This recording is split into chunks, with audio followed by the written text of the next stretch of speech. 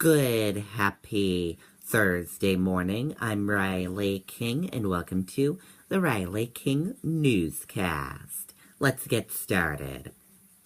First up, $1 billion in funding, passing Senate to fight opioid crisis. Let's take a listen to the video for you.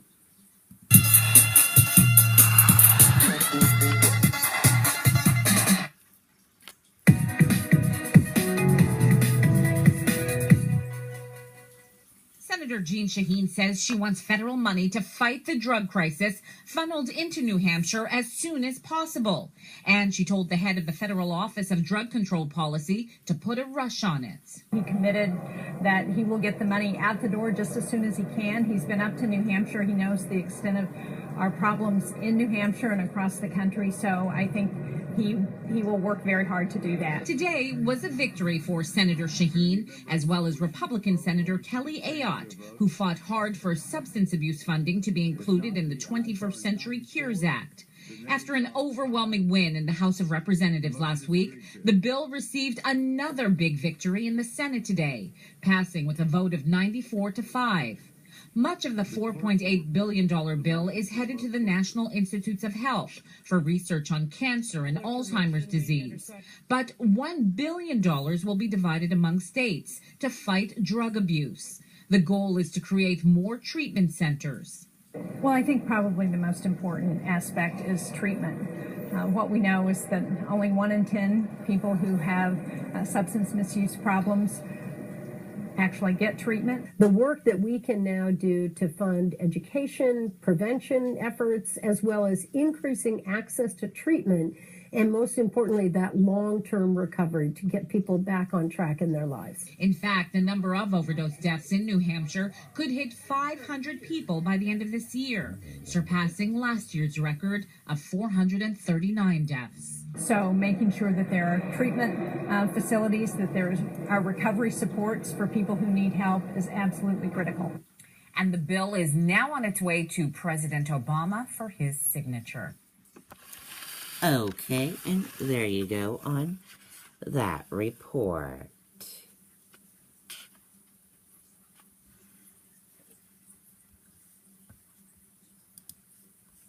First, student union bus drivers reach agreement on contract.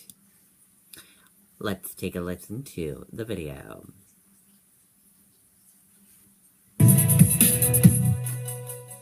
Well, for weeks now, there's been uncertainty, especially out of that Belmont First Student Bus Depot, as those union drivers have been trying to hammer out a deal with their parent company, First Student. Well, tonight, they accepted a 5-year contract and say they can now go back doing the job they love stress-free tomorrow morning.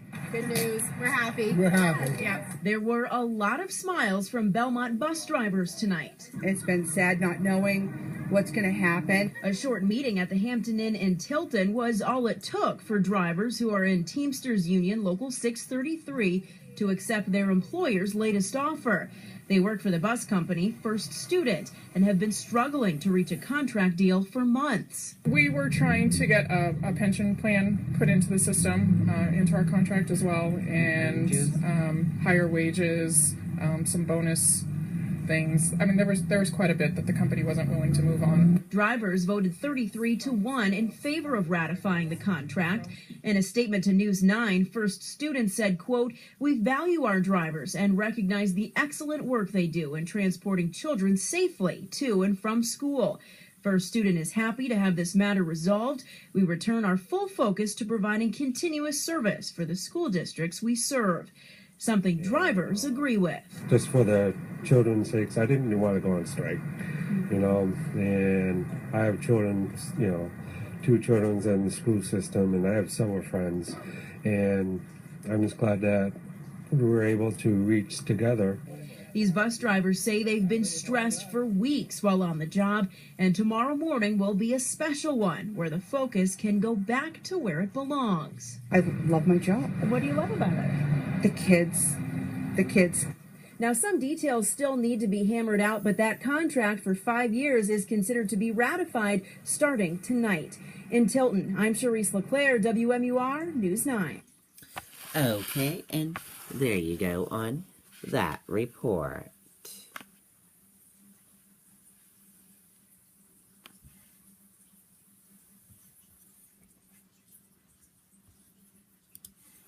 Trump criticizes union leader critical of Indiana deal. Let's take a listen to this video from ABC News.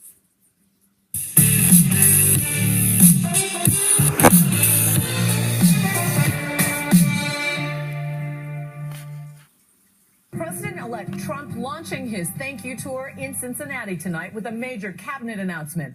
This after celebrating a win in Indiana with grateful workers who get to keep their jobs. But at what cost? Is America first good for the rest of our economy? Here's ABC's David Wright.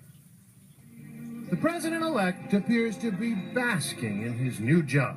I'm here today for one main reason, to say thank you to Ohio. Tonight, addressing a rally in Cincinnati, where he surprised the crowd by letting them in on a marquee cabinet pick.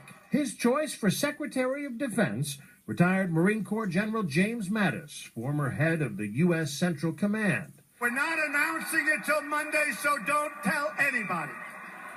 Mad Dog. He's great. But Trump gave over most of his day to jobs that are a bit less exalted than running the Pentagon. We're saving the jobs at the carrier plant from going to Mexico. 1,100 jobs. This morning in Indianapolis, we met some of those workers. Among them, Paul Roll and his family, who feel like they've won the lottery. I'm pretty excited. Actually looking forward to going to work today. He's been working at the local Carrier furnace plant since he was 18 years old. We get to keep our home. He gets to keep his job. We don't have to move our children around. A job that, until today, he thought he was about to lose. I love you. Love you. I'll see you after work. Earlier this year, Carrier threatened to close the plant where Paul works and move 1,400 jobs to Mexico. And we didn't see any hope in our jobs being saved. The grim announcement from management captured on camera by one of his co-workers. Is to move production from our facility in Indianapolis to Monterrey, Mexico. A punch to the gut for these workers, but today... Okay, and there you go on that report.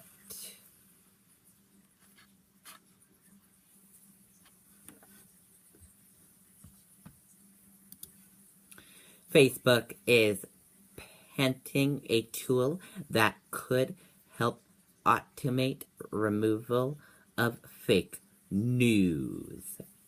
As Facebook works on a new tool to stop the spread of misinformation on its network, it's seeking a patent technology that could be used for that purpose. This month, the U.S. Trademark and Patent Office published Facebook application for patent 0350675, system and method to identify objective content. The application, which was filed in June of 2015, described as simulated system for identifying inappropriate text and images and removing them from the network.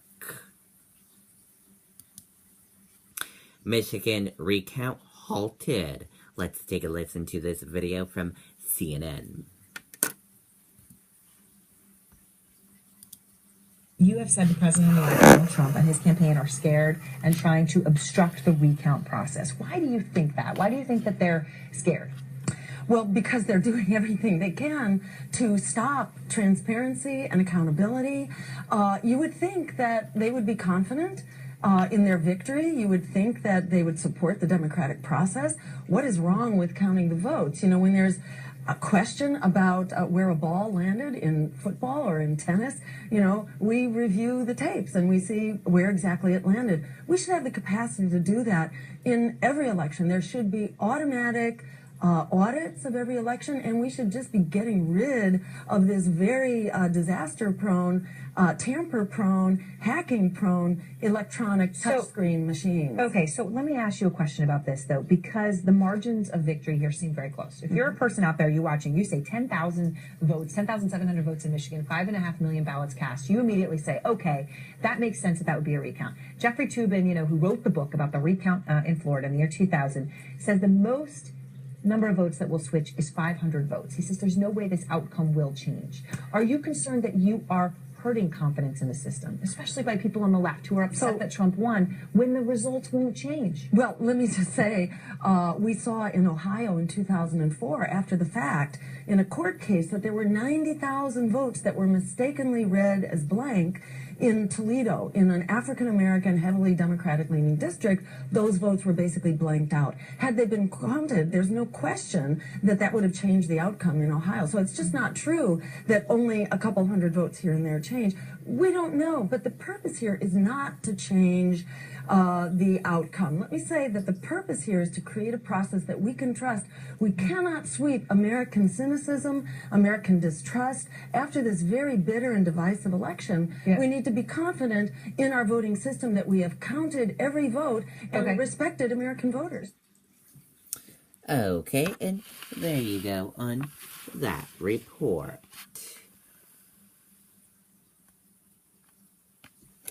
And that does it for the Riley King Newscast, right here on the Riley King Network. I hope you all have a great rest of your day. See you back here later on today. Goodbye, everyone.